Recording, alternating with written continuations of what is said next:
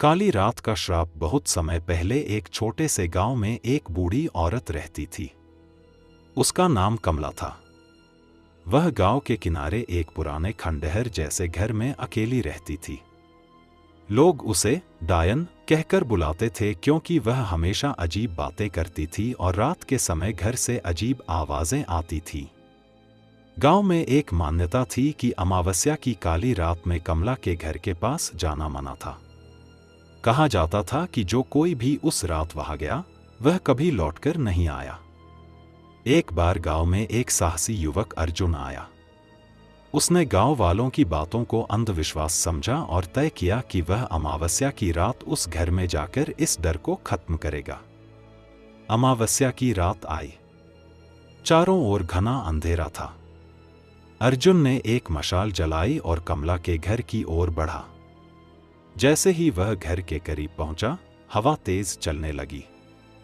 दरवाजे पर दस्तक देने के लिए जैसे ही उसने हाथ बढ़ाया, दरवाजा खुद ब खुद खुल गया। अंदर गुप्त अंधेरा था। अर्जुन ने अंदर जाकर आवाज लगाई, कमला, कहां हो तुम? अचानक एक धीमी आवाज आई, कौन है जो मेरे श्राप को तोड़ने आया है? अर्जुन ने इधर उधर देखा पर कोई नजर नहीं आया। अचानक कमला एक काले चोगे में सामने आ गई। उसकी आंखें लाल अंगारों की तरह चमक रही थी। कमला ने अर्जुन को बताया, यह श्राप उस अन्याय का परिणाम है जो मुझ पर किया गया था।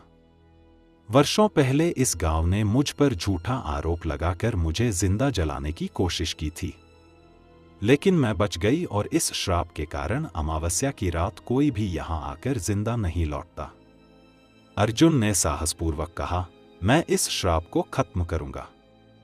कमला ने कहा, यदि तुम मेरा श्राप तोड़ना चाहते हो तो इस दीपक को उस पुराने कुएं में डालना होगा, लेकिन सावधान, रास्ते में कई बाधाएं आएंगी।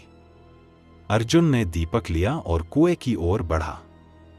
रास्ते में पेड़ों की शाखाएं सांपों में बदलने लगीं, जमीन फटने लगी, लेकिन अर्जुन ने हिम्मत नहीं हारी।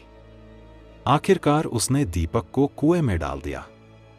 जैसे ही दीपक कुएं में गिरा, एक तेज प्रकाश फैला और कमला का श्राप टूट गया। कमला की आत्मा मुक्त हो गई और उसने अर्जुन को आशीर्वाद दिया। उस दिन के बाद से वह काली रात का श्राप हमेशा के